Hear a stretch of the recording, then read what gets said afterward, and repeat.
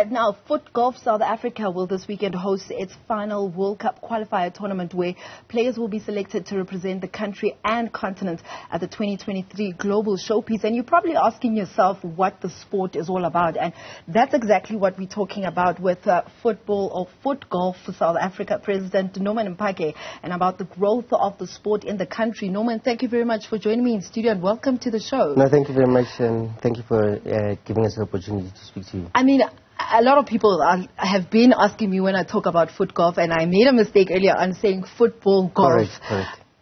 Is it the mixture of two? Can you tell us a bit more about the sport? Correct. So the era is the correct description. So it's a combination of two sports. So it's a hybrid sport. It's a combination of golf and football. And we play it on a golf course, but we use a soccer ball.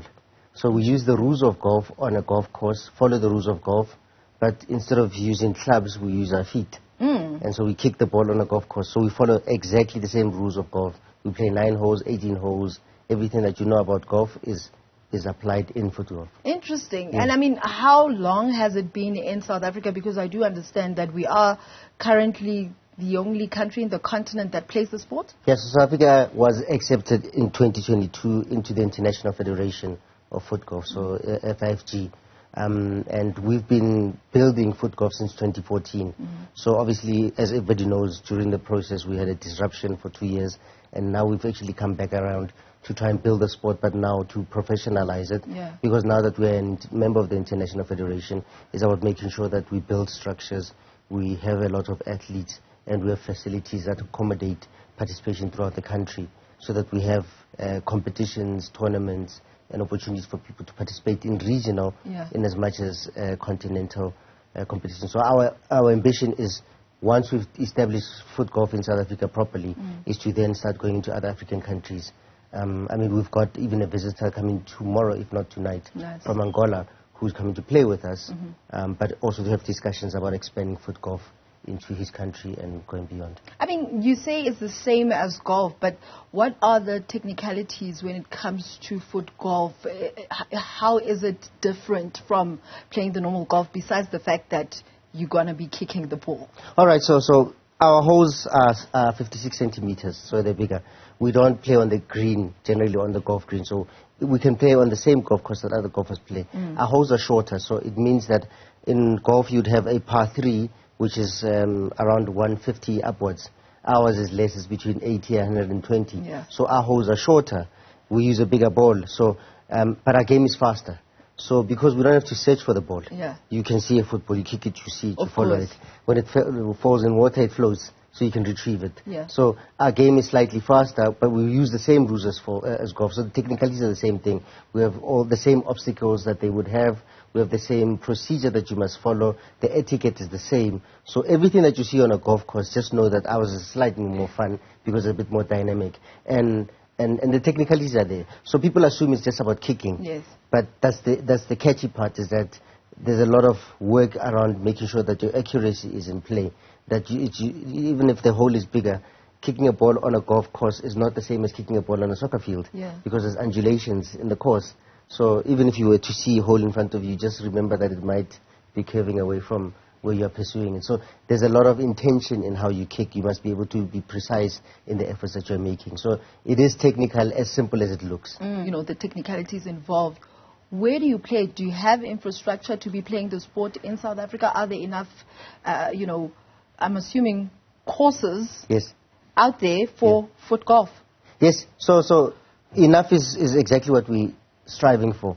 We're trying to make sure that we have enough golf courses that are allowing us to convert and adapt them. We've engaged with the South African Local Government Association to help us engage with all the municipalities for those golf courses that are not doing so well, or that are available, that they're willing to be adapted. Yeah. But also we've got certain private golf courses that are allowing us to participate.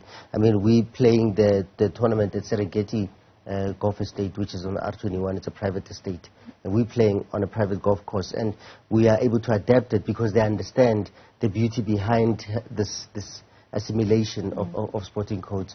But our effort is to try and convince as many provinces, municipalities, and golf courses to allow us to adapt. It doesn't take away from the golf course. We're not taking over the space. It's actually a second revenue generating stream for the golf courses, because the amount of people that play foot golf gets to increase their membership, but it's because the age spectrum and the gender spectrum and the diversity of foot golfers is quite broader than that of golf.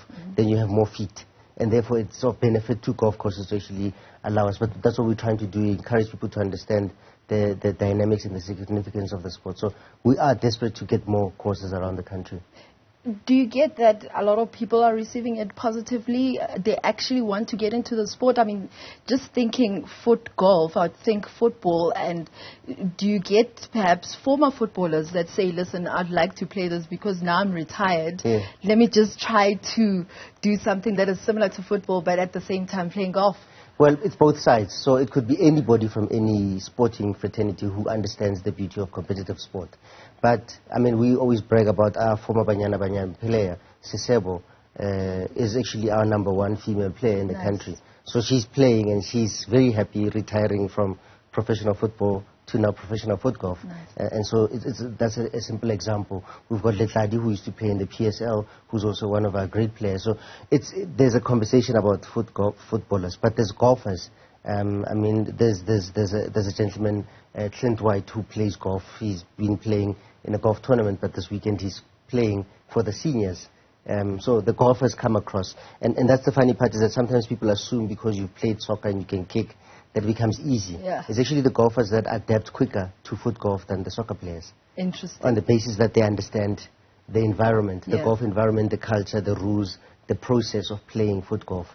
It becomes a simple thing. All you have to just adapt from a club to a leg, which everybody has kicked. Listen, unfortunately, we are running out of time, but quickly, with the World Cup coming up, obviously this tournament is just to get those players to book their spots. And how many players are you looking to take through to the World Cup, and when is the World Cup happening? The World Cup is happening in next year from May 26th until the 6th of June in Orlando, Florida.